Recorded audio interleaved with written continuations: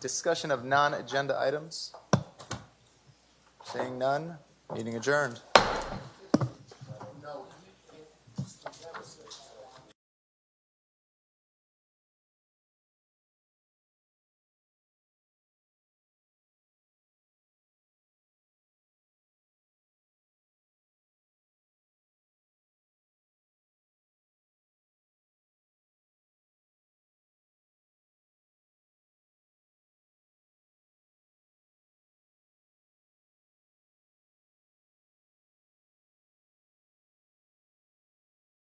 To be very careful when you're having discussion. It is not, you have zero obligation to say why you are voting the way you are voting. That is how lawsuits are made. When you say, I am voting for this reason, that's giving lawyers the opportunity to challenge you. Mm-hmm. You have no obligation. You can say, when you're reviewing things, I have concerns, but never, ever let someone pin you down as to, oh, you voted for this because X, Y, or Z. You have no obligation to explain your vote. You can't be deposed and say why you voted. That is your sole right. So be very careful. I would ask you, be very careful when you're talking to applicants or they're asking you, oh, you voted this way because. Don't ever say why.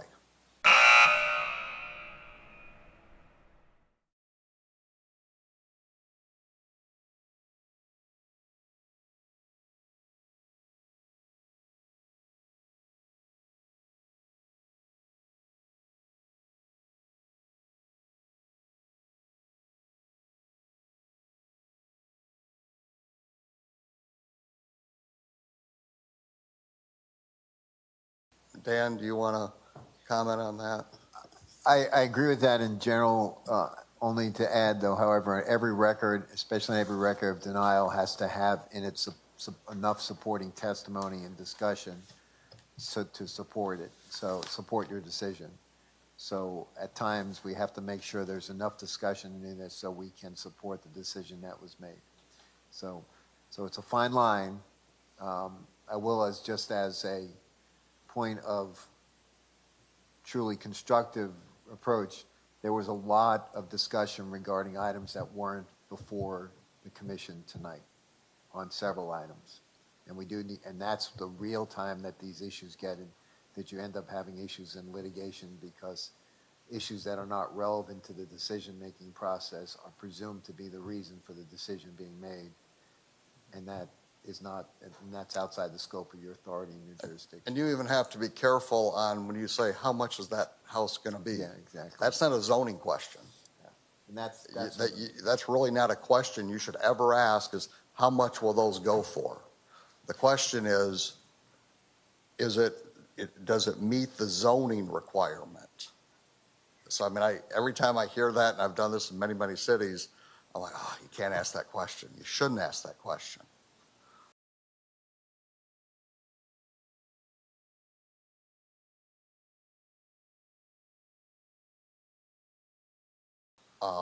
So you got to look at it strictly from zoning. Does it fit that particular thing?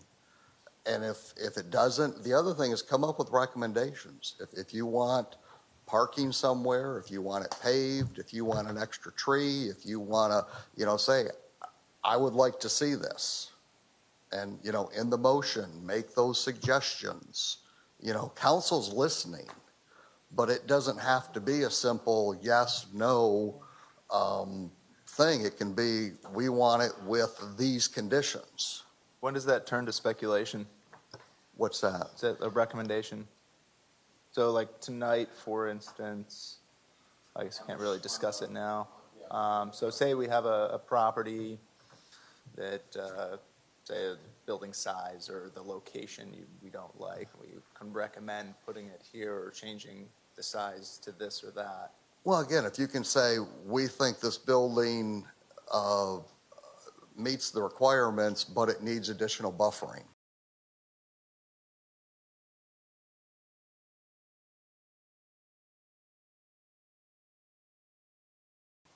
Or things like that. You can say, you know, we feel it's good if it's buffered by a 20-foot whatever.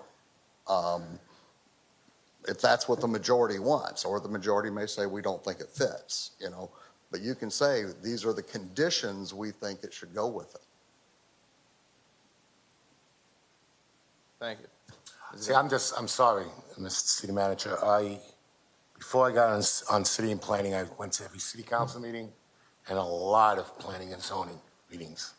And I'm just trying to follow suit of pretty much the same questions they asked. Obviously, you know I'm all about traffic, but I also heard a lot of questions about how much is the house or the apartment or the rent. I've heard that numerous times in the past 4 years since I've been coming to meetings. So now you're saying we can't be careful about asking that You question. should never ask that question. I mean, technically, we're not supposed to kind of forecast what our vote is even going to be until we vote. Their business plan is what we should discuss. We discussed their business plan a hell of a lot here, and to me, it's embarrassing. Well, again, even business plans isn't your bailiwick. You bring it up, city council brings it up. Right. Oh, and again, that's what I'm trying to say. And that's why I'm just talking to you tonight, just friendly, you know, to give you some advice. I'm giving the same advice to council. You know, what are the right and appropriate questions that you should be asking? And again, you're a zoning board. Does it meet the intent of the zoning ordinance?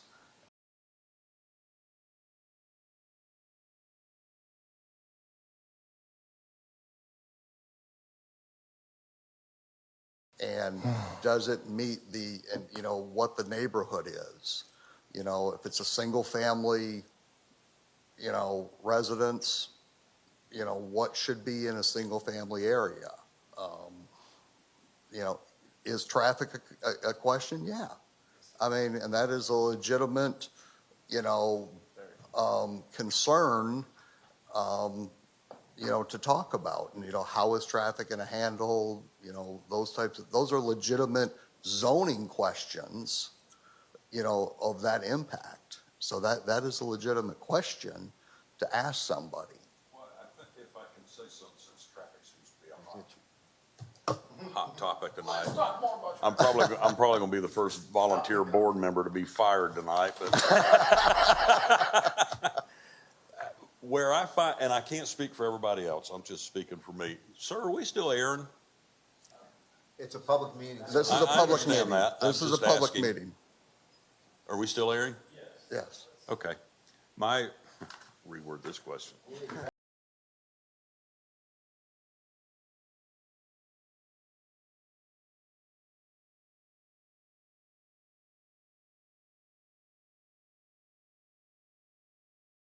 The problem I find myself in is like this project. It's a beautiful project. That's a beautiful piece of property. I would love to see it.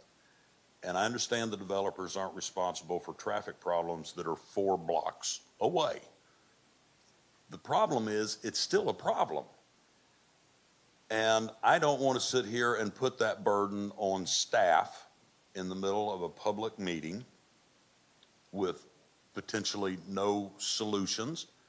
It's certainly not my goal to make anybody look ill-prepared, but that comes up all the time. I would say, safe to say, almost every month at least once. And anybody who has lived in this town for the last 6 months would have a hard time ignoring the traffic problems, the roadways, and we just continue to build and build and build, and we never hear of any plans of a relief plan.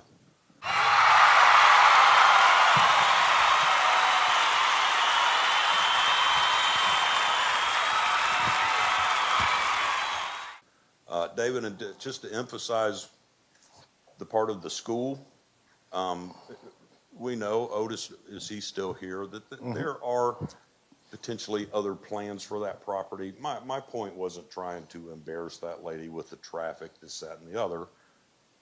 Unless you know something we don't, there is still potential plans for that building. And I understand that, but the point is there's still traffic there. If you took the school completely out of that picture, you look at just the traffic alone on Bloxham Avenue, just the residential traffic. What you have to do, and it's a challenge, is say, this property owner has the right to use their property. Sure. You know, start there. They have the right to use the property. Then look at how is it currently zoned? So what rights do they have to start out with? I mean, what could they go, and I challenge staff with this all the time. What could they go build there with no variances, no waivers, no anything? You come in the next day and boom, they're building. What do they have the right to do? You know, so start there when you're looking at a zoning question. You know, what could go in there? And then what are they changing it to? Because again, and I'm not going to talk specifically, well, on that one, you know, it's zoned commercial. You know, so they have a commercial zoning. What can they do there? You know, what right do they have with that zoning? Brian, I understand that, but getting back to the traffic, when you have a traffic person there that don't even know if the road is a one-way street, that's why he asked for the LOS. See, I'm on the MPO committee. I don't know if you know that. Yeah. They put me on it. I study those reports night and day. I'm actually, you could ask Doris. I'm the one that calls for the report when it's not in my email because I want to know the roads of Claremont. My heart is for Claremont, all right? And the roads, the problems with the roads that we have downtown and even in the suburbs are a major problem. What I would say is if you need additional information from staff, let us know. If you think something's incomplete, you're not going to hurt our feelings. We want to give you the right information. If you think that, you know, hey, we don't have all the information, we would like to see X, Y, and Z, the recommendation can be, hey, can we table this until we could get an answer with X, Y, and Z? You're not going to hurt our feelings. I mean, understand that, sir. I did call.